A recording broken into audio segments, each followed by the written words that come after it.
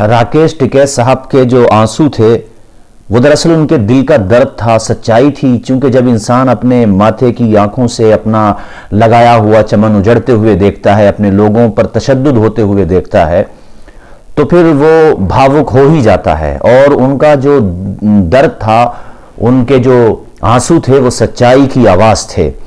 वो मैं खाना खा रहा था जिस वक्त मैंने उनका वीडियो ये देखा, आप यकीन माने मैं खुद भावुक हो गया और मैं अपने आंसू न रोक सका। चूंकि एक मतलब एक भारतीय को ऐसे रोते हुए देखना तो यकीनन ये एक बड़ा एक भावुक पल था। और मुझे वो वक्त याद आया कि जब CAA के खिलाफ धरना हो रहा था तो सुप्रीम कोर्ट ने अपने जजेस को भेजा था शाहीन बाग में। तो शाहीन बाग में उन जजेस के सामने कुछ भारतीय महिलाएं अपना दर्द बयान करते हुए रोने लगी थीं कि हम इतने वक्त से बैठे हुए हैं, हमारी कोई सुनवाई नहीं हो रही।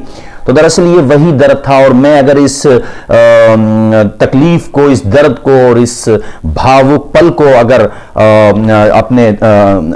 अपने अंदाज में किसी ने ये दो मिसरे कहे उसमें कहूं तो मतलब ये निकलता है कि हमें मिटाने की हसरत बड़ी मुश्किल से निकलेगी, कलेजा चीर देगी जो दुआ दिल से निकलेगी। आप जरा सोचिए, किसान की छत भी टपक रही हो तब भी अपनी फसलों के लिए दुआएं करता है।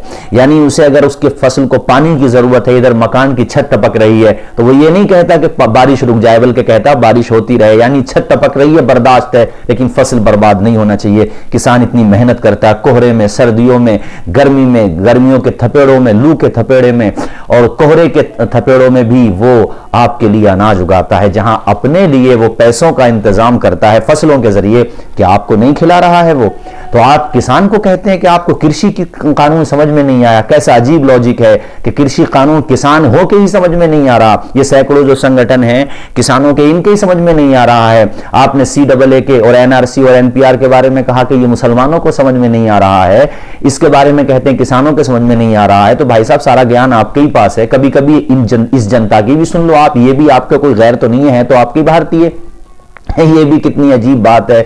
अगर मुसलमान आंदोलन करे तो वो पाकिस्तानी, सिख करे तो खालिस्तानी, जाट करे तो फसादी और आम हिंदू करे तो वो आतंकवादी। क्या में आ रहा है आपके यहाँ? कोई सर्टिफिकेट आप देते हैं भारतीय हो, मतलब देशभक्ति का, जो आपकी आइडियोलॉजी के खिलाफ या अपनी आवाज ही उठा दे, वो आपके नजदीक सीधा आतंकवादी से पहले आपको कोई भी चीज उसके लिए नहीं देते आप।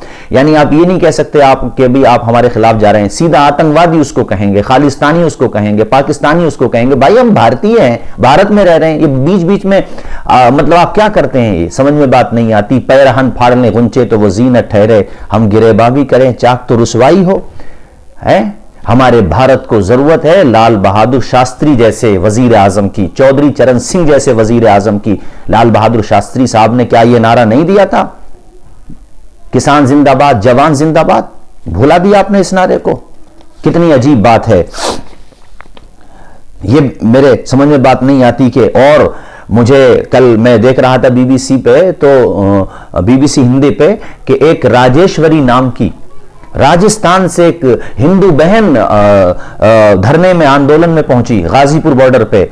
उस बहन को देखा तो यकीनन मुझे वो वक्त याद आया जब CAA की मुखालफत में आंदोलन चल रहा था शाहीन बाग में। तो एक खातून अपने बच्चे को गोद में लेकर के आती थी और यहां तक कि सर्दी की वजह से उसका बच्चा फौत हो गया था, मगर उसने आना बंद नहीं किया था। उसके हौसले को आप सलाम करें, उसकी हिम्मत को आप सलाम करें।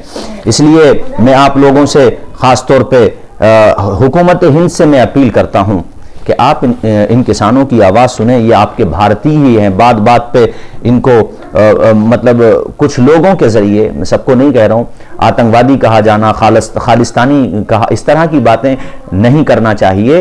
और आप इनका भी दर्द समझिए, सबका। ये आपके अपने किसान भाई हैं, इनकी बात को आप समझिए। और ये कृषि कानून जो आपने बनाया है, इसको आप वापस ले लीजिए। इसको वापस लेने में आखिर कौन सी परेशानी है? और होल्ड कर रहे हैं तो आप 2 साल के लिए होल्ड कर लें, सन 2024 के लिए सोचिए, होल्ड करना भी है आपको। तो इसलिए मैं अपील करूंगा वजीर आजम से और अपने भारत की सरकार से कि इस कानून को वापस ले।